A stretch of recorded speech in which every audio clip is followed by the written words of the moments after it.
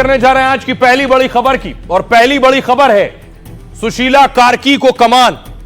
बड़ी खबर नेपाल से आ रही है। आपको बता दूं कि शपथ का वक्त मुकर्रर था 8:45 का, लेकिन सुशीला कार्की को कमान दी गई है। बिग ब्रेकिंग न्यूज इस वक्त मैं आपको बताने जा रहा हूं। बड़ी खबर यह है कि सुशीला कार्की नेपाल की अंतरिम प्रधानमंत्री होंगी। थोड़ी देर में शपथ ग्रहण कार्यक्रम होगा। अब से कुछ वक्त में शपथ होने वाली है, तैयारी पूरी कर ली गई है। सुशीला कार्की शपथ लेंगी, राष्ट्रपति शपथ दिलाएंगे। और अब वक्ती तौर पर जब तक नेपाल में सरकार नहीं बन जाती है, चुनाव की परिस्थितियां नहीं बनती हैं, तब तक अंतरिम सरकार का कार्यभार संभालेंगी सुशीला कार्की।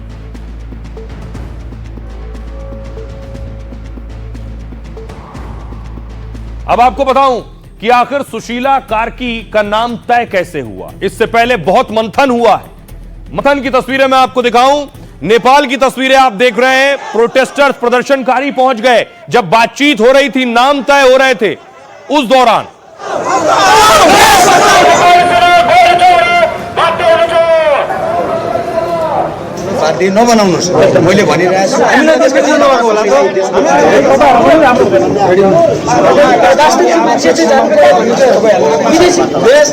उस वक्त देर कर रहे हैं जब सुशीला कार्की के नाम पर मंथन चल रहा था और इतने प्रदर्शनकारी पहुंच गए कि बाकायदा सेना बुलानी पड़ी, सेना लगानी पड़ी। न सिर्फ सेना बल्कि फेंसिंग आई, कटीले तार लगाए गए कि प्रदर्शनकारी फिर हंगामा न कर दे।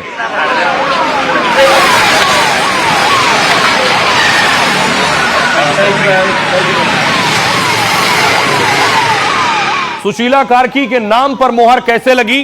खुद आर्मी चीफ पहुंचे थे। आर्मी चीफ की मौजूदगी में यह बैठक हो रही थी और इस बैठक में कई बड़े नेता मौजूद थे। आर्मी चीफ के अलावा आपको बताऊं, वहां मौजूद थे राष्ट्रपति और आर्मी चीफ। ये राष्ट्रपति हैं नेपाल के और ये आर्मी चीफ। इनकी मौजूदगी में यह तय हुआ कि नेपाल की वक्ती कमान अब सुशीला कार्की संभालेंगे। अगली तस्वीर मैं आपको दिखाऊं, ये सुशीला कार्की है जिनके हाथ में नेपाल की बागडोर होगी। जेनजी चाहते हैं कि सुशीला कार्की अब उनके देश में जो स्थिति है वो संभाले, और संसद को भंग कर दिया गया है।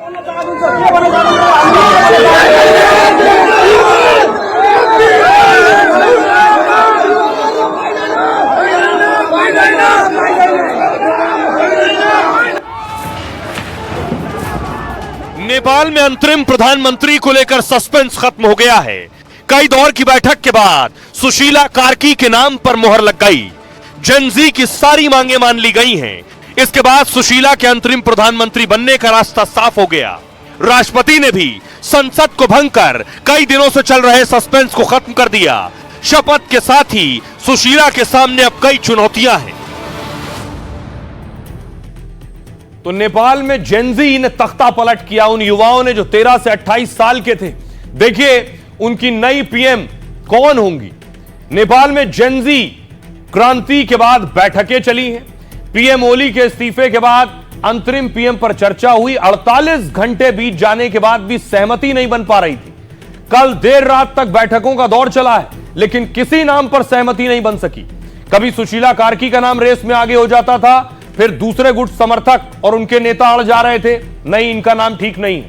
राष्ट्रपति भवन के बाहर घीसिंग समर्थकों ने नारेबाजी की, जो दूसरा गुट है। मौजूदा संसद को भंग करने और ना करने पर चर्चा हो रही थी कि संसद भंग हो या ना हो।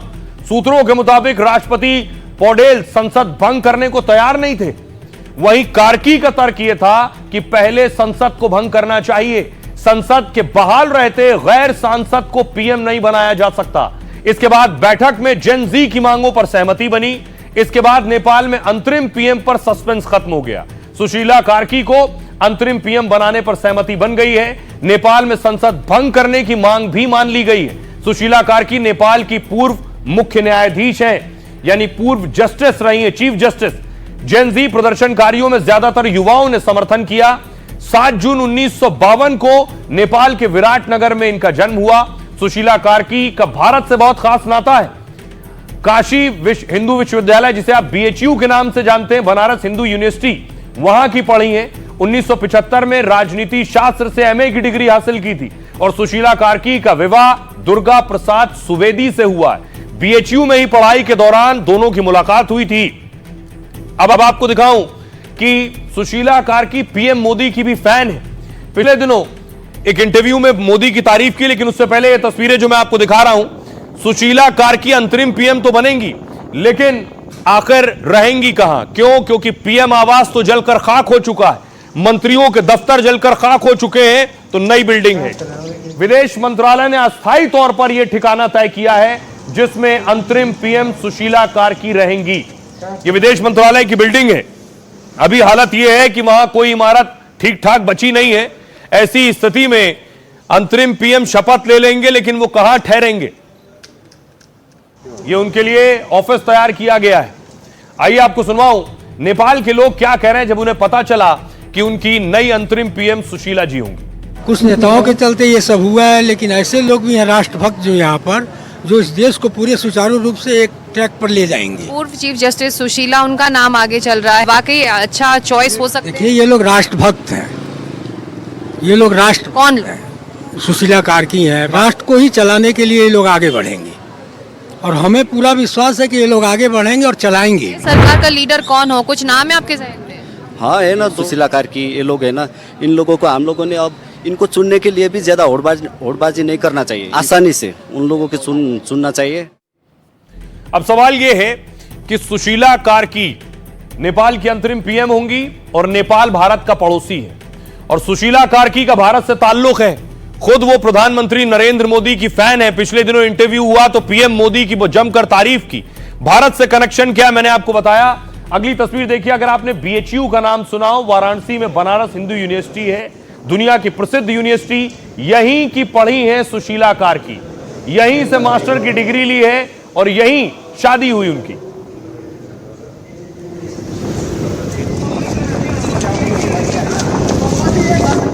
अब देखिए जरा, आपको बताऊं भारत के साथ क्या कनेक्शन है और पीएम मोदी के बारे में क्या विचार रखती हो।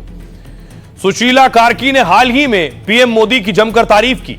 कार्की ने पीएम मोदी की कार्यशैली की प्रशंसा की। कार्की ने एक इंटरव्यू में कहा, मोदी जी को नमस्कार, मेरे जहन में मोदी जी के लिए बहुत अच्छा इंप्रेशन है।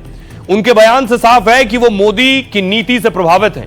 कार्की ने भारत नेपाल के रिश्तों पर भी खुलकर बात की है। भारत और नेपाल का रिश्ता बहुत पुराना और गहरा है। बीच बीच में दोनों देशों में थोड़ी खटपट होती रही है, लेकिन भारत नेपाल के रिश्ते मजबूत बने रहते हैं। कार्की ने कहा, रिश्ते को मजबूत बनाए रखना जरूरी है। कार्की ने मौजूदा हालात में शांति को प्राथमिकता दी। सुशीला ने भारत के लिए अपने प्यार को भी जाहिर किया है, साथ ही भारत के साथ दोस्ती की नई उम्मीद भी जताई है।